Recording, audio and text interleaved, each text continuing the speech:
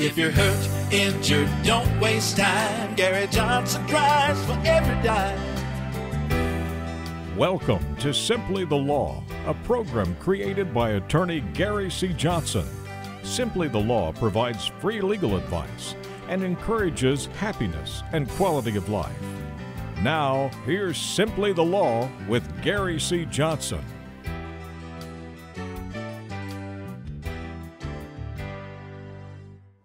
Hello, everyone. Welcome into Simply the Law. In this new day and time we live in, where it's hard to get to visit, it is such a privilege for us to visit with you. I'm Keith Casebolt, my dear friend, Gary C. Johnson. Hello, ladies and gentlemen, my dear friends. How you doing? Did you have a good week? Hopefully, no criticizing, condemning, complaining. How many of you were impeccable with the word? Raise your hand. Didn't see any hands. Wonder why. Too hard, isn't it? It's just too hard. You know, it is too hard, but I thought of something that I think you need to tell our friends about. I was thinking about this whole year and everything that we've been going through, and I remembered your lesson on the 5-year rule. Maybe it's time we tell our friends again about how our problems can be put into the 5-year rule. If you got something that's really bothering you right now, sit back and say, what am I going to think about this 5 years from now? You'd be amazed at how simple that problem will become right quick when you realize even 6 months from now, it's not going to be a big deal. And guess what? Doesn't matter what happens on that problem. It's going to become 6 months from now. It's going to become a year from now. It's going to become 5 years from now. No matter what happens on that problem you've got, right? When you first told me about that, I kept trying to debate you, and I'd say, but Gary, this is a big problem. It might be here a year from now. And you looked back and said, you might not be here a year from now. And I said, now that would be a big problem. You're right. That's right. It's all of those insurmountable problems that we have. When you put them in context of you're born, you live your life, and then you die. That ain't no big deal. You will get through it, no question. You will live through it, no question. And if you have the right attitude, you'll feel good. Because that problem, no matter how insurmountable it seems, will go away, one way or the other. And is it true that it's going to go away because another problem will come and replace it? It's like the headlines on news, right? I mean, when something pops up bigger, we move on to it. And if you watch the news religiously, you will definitely have problems. Because they will guarantee that you have problems. They will guarantee that they feel you full of anxiety, fear, depression, and they will sell the commercials. Next time you decide you're going to watch Fox or CNN or MSNBC, one of those, get your watch out and time how many minutes they fearmonger you versus how many minutes they've sold the commercials to do the fearmongering. Okay? And you will be amazed how little, quote, news you get. Unless you want news on the newest product out from this company or the newest good smelling stuff or whatever it is that the people that are buying those commercials that are promoting. That's your news. At least to me. So, watch just enough to get, or read. It's even easier to read a little bit to get some idea of what's going on. And then go on with your life. You can hear all of this stuff about how bad everything is, and then you can go out and get out a little bit and everybody's moving around and cars are everywhere whizzing and things are going on and things are happening.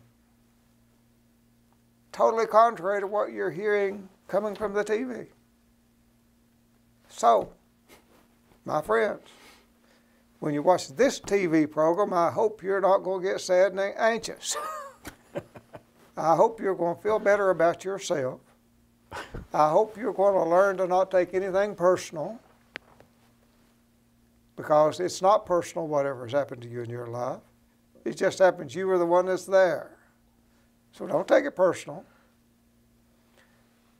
Imagine slights, making assumptions. I absolutely guarantee you that one of you that's watching right now, or more, have made an assumption about what somebody else is thinking or what they're doing, and it's got you angry. And it's nothing more than a self-imposed assumption that you made. And then you'll say, but I know I'm right. You don't know you're right. You're probably dead wrong. So remember the rule. Don't assume anything. But what about these people who say, but Gary, I know what they're thinking? Oh, the theys of this world. Yes. The next time, and again, let's go back to that, because we've been on the program before.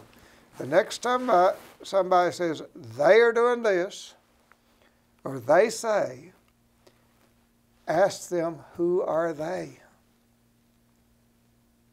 You will be amazed at how every conversation you're in, someone's going to say, they're doing this, or they say, but they never can tell you who they are. Right? How many of you have fallen into that trap of saying, they say, The secret society. they're doing this, I know they're doing this. They're out to get you. Yeah. The theys of this world are amazing. It's just fun to ask, who are they? Have some fun with it. Let's take a break. We'll be right back. Stay with us. We've got a great program planned for you. It's Simply the Law with Gary C. Johnson when we come back right after this. I'm Gary C. Johnson.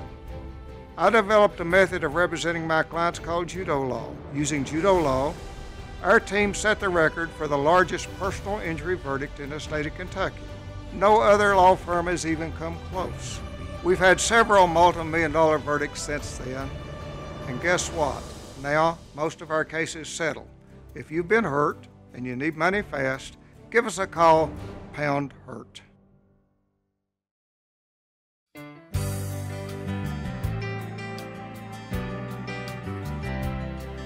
Welcome back into Simply the Law. I loved your opening. And when you were talking about living your life, my mother and father are 81 and 82. My mother said the other day, this news is scaring your dad and me to death. Now there's these killer hornets that are coming over on top of everything else. She said, so guess what we did today? I said, what? She said, your dad looked at me and said, you know, how many more chances are we going to have to get a hot dog from Dorsey's Dairy Bar? So they got in the truck and they drove to Dorsey's Dairy Bar and got a hot dog. That's right. And stopped worrying about the news.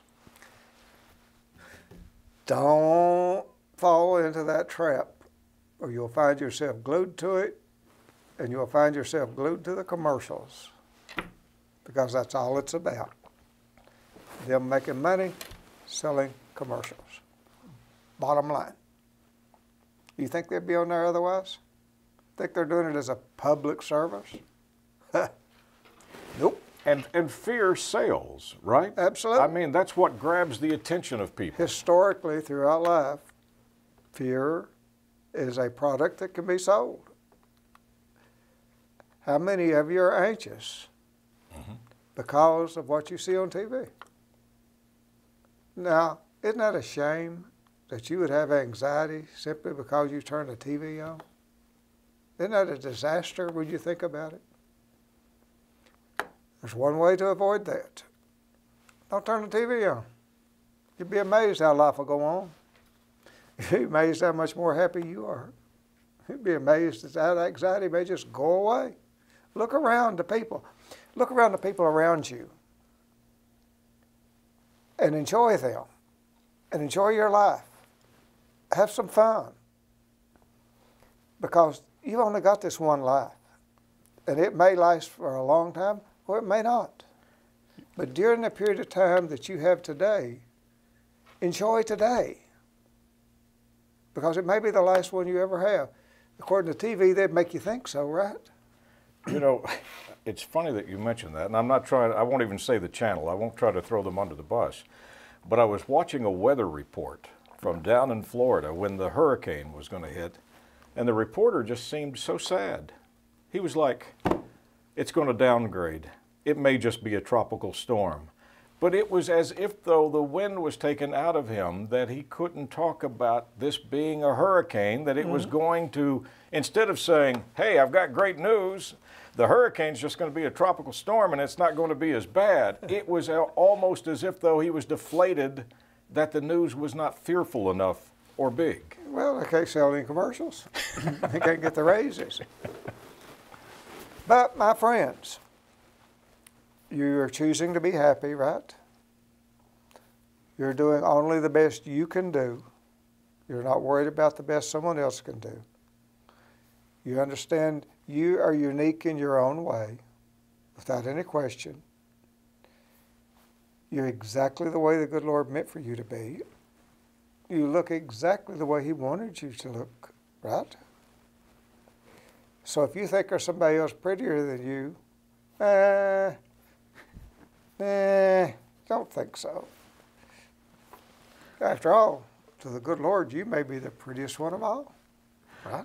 I still love what you said. One day on the radio, Gary said, just think, if every male on the earth looked like George Clooney, and then there was only one Gary Johnson, everybody would go crazy going, whoo, that Gary Johnson. Because I'll be the rock star. Yeah, everybody else would look like George Clooney. That's right. Well, let's take our second break and we'll be right back. When we come back, we're going to get started with the episode of Simply the Law with Gary C. Johnson right after you see this. Eastern Kentucky, southern West Virginia, and southwest Virginia. It can be a tough territory to reach when it comes to marketing. We can help. We can also help you find your identification. And we have plenty of services to do it and a lot of experience behind us, over 37 years. In fact, we've either booked or sold nearly $70 million in advertising in this region. You need a new voice, a new idea, a new concept? Casebolt Marketing. We're ready to go to work for you today. Our motto is nothing happens until you make it happen. So let's get started today.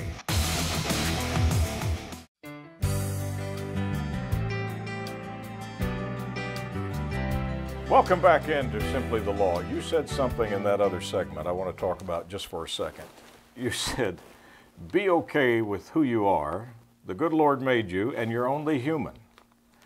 After you face up to those things and you realize that, I think back to mistakes I've made or issues I've come to you with, and you've looked at me and said, well, what'd you expect? You're human. As a human, you make mistakes, you acknowledge them, and then you move on. And you made everything sound so simple when I had it so complicated. I was talking to Nita, my wife, and she was pointing out to me some of the mistakes we'd made, business or investments or whatever. And she said, you know, I wonder if we could be any more stupid. And at which time she said, nah, we're just as stupid as we are. Oh my goodness. That hindsight is 20/20, isn't it? Yeah. Oh yeah. Every investment I've ever made was a brilliant investment. At the time. At the time. Hindsight, yeah. Based upon the information that you had at the time, it was a really good decision. That's right. Let's go to the computer, talk to you folks a little bit. Visit with you. There's our number in case any of you need to reach us. We're in Lexington. There's our Lexington number. GaryCJohnson.com. In general, please, my friends, make sure you have your underinsurance that protects you and your family. Please. Vicarious liability. What in the world is that? Vicarious. Okay. It's a respondeat superior, is what it is, Latin for let the master answer. In other words, one person can be responsible for the acts of another one. That's vicarious liability. Where do you run into that? It's liability for the acts of another because the person or corporation had the right, ability, and duty to control their activities. Employee situation. Employee gets out, negligence on the job, employer's responsible. That's vicarious liability. Employer may not have done anything wrong, but they are responsible for the acts of their employee. The most common example is employer-employee. Employer may be a person, or it may be a company. Employee must be acting within the course and scope of employment before the employer is liable. In other words, if they're off on some lark that has nothing to do with their employment and they're negligent, the employer is not responsible. It's like a coal truck driver working for a trucking company, the trucking company, or a nurse working for a hospital. The coal company would be liable, or the hospital would be liable if those people are negligent. It's different from comparative negligence because the employer did not commit the negligent act. Comparative is where you have two people that both contribute to causing the harm. In other words, that's called comparative fault or negligence.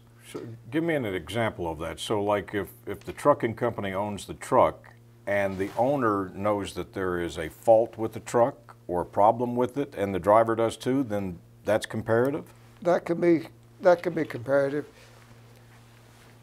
You're most when you most often see it is in, let's say, a car wreck, where both drivers are wrong in what they do.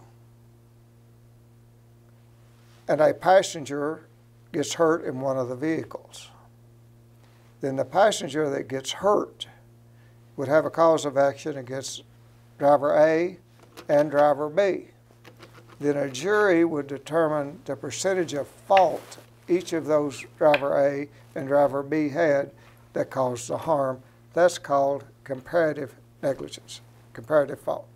Make sense? I can see that. So in other words, a passenger is in the car, this driver gets in road rage with another driver, they maybe start speeding together, end up having an accident, and the passenger was the innocent party.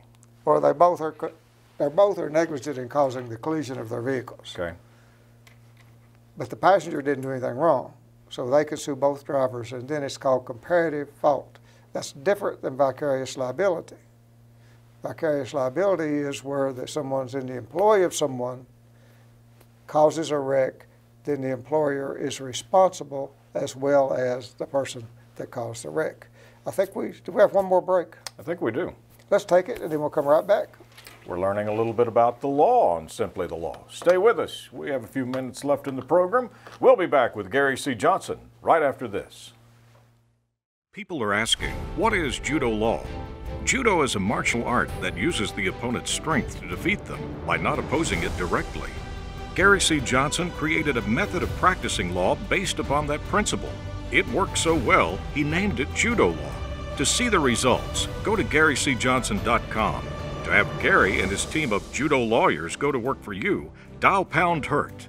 This is an advertisement.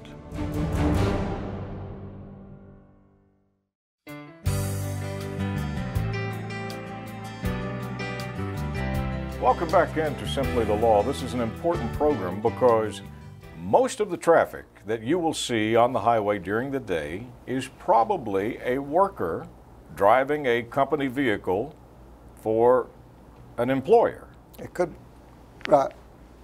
Most of the time. Yeah. Okay, let's go back to the computer. I got some more stuff on this I want to share with you folks. Now, I know this is boring, but it's okay. It's stuff you might need to know, okay? The employer's fault, the employee flows to the employer. This is called It's vicarious liability, but it's also joint and several. In other words, both parties are equally responsible for the act. Joint and several. Vicarious liability.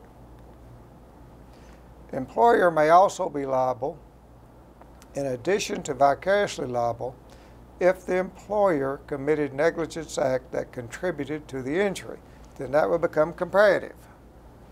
Now, what do I mean by that? The employee is not responsible for the negligence of the employer, but the employer is responsible for the negligence of the employee. Now, let's say they failed to properly maintain the company car and it caused the wreck. Then the employee really would not be responsible. It would all fall back on the employer for their failure to maintain the car. Make sense? Because the employee had done the right thing. Right. Okay. He couldn't help it. Or they failed to hire qualified employees. They can also be responsible for that. Failed to supervise the employees to the point to where they knew what they were doing. Directed the employee to commit an act which was deemed to be negligent. Then all of that is just liability of the employer rather than just the employee. The employer usually is not liable for the intentional acts of an employee. In other words, if the employee commits a crime while he's on the job, the employer is not responsible for that. Do you remember? Do you remember the case several years ago where the guy was on the job and had his work shirt on with his name and actually stopped, went into the bank and robbed it? Do you remember that? The employer is not responsible. So the employer was not responsible for the bank robbery because the employee did that on his lunch break, but forgot that he had the name on the shirt. That's Wonder how they found him. Yeah, that's actually a true story. Yeah. Okay, let's go back to the computer. I want to get to all of this stuff on this. Okay? Intentional violent acts of the employee are not the responsibility of the employer. Assault and battery. They assault someone on the job. That's not the employer's fault. Exceptions where the intentional act is in furtherance of the employer's business, like a bouncer, police officer, or a car repossession. That's different. Why is vicarious liability important? Good question, huh? Okay. It forces employers to monitor employees and make sure they act in a safe manner. Otherwise, why would they care? Well, now that is a great point, because when you're talking about somebody driving a big truck loaded down with thousands of pounds, I mean, you have a dangerous vessel out there on the highway. If you're not making sure that this person has a clean driving record, that they're not doing drugs, that they have all of the documentation and the license that they need, you can't put somebody behind the wheel of a vehicle that could cause the damage like that. That's right. Back to the computer. Got a few more things to say. It is another source of compensations for injuries to innocent people if an employer acts in a way that also makes them responsible for the act of their employee. Motorcycles. Summertime, sometimes I need to talk to you about this. Insurance agents will not put personal injury protection on your motorcycle insurance unless you demand it and ask for it. They are required by law to put it on your car. They're not required by law to put it on your motorcycle. Therefore, most motorcycles that are on the road today, which is the people that need it the most, by the way, do not have the $10,000 no fault. Let's talk about that for a moment, because I was just getting ready to say, going through all the information you gave us early on when you started this program years ago, you said, Keith, most of the time the law makes sense. I mean, it is there to protect everybody. And as you're going through all of these things on the liability, I'm sitting here going, that makes sense. You know, this makes sense. You just got to something that doesn't make any sense to me in the fact that it is a law to put the PIP on your car, but not your motorcycle. If ever anybody needed that $10,000, it's going to be the person that has an accident on the motorcycle. Why isn't it a law? The people in the legislature that passed the law obviously didn't like motorcycles. No other explanation for it. They should have been included in the law. They weren't. Therefore, if you have a motorcycle, or if you know someone that has a motorcycle, have them check their insurance policy and make certain they have the $10,000 no fault. It's the difference in survival if you're wrecked on a motorcycle. Then trust me, if you wreck on a motorcycle, you're going to get hurt. You may wreck in a car, you might not get hurt.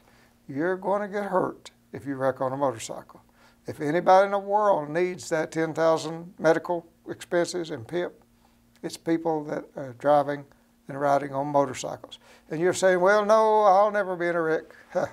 Every one of my clients, and I've had thousands over the years, I've never had a single one that come in and say, boy, I knew I was going to be in a wreck. They've everyone say, well, I never it happened to me. Wasn't going to happen to me. No. So people do not understand. You have talked on this program about vehicle wrecks, automobile wrecks, where it was just a little fender bender, and you've told of the damage that was done. I lost my brother-in-law 2 years ago to a motorcycle accident. He was doing 8 miles per hour on a secondary road. Mm-hmm. A vehicle stopped in front of him. He ran into the back of the vehicle, and it took his life. 8 miles per hour. I mean, just barely coasting.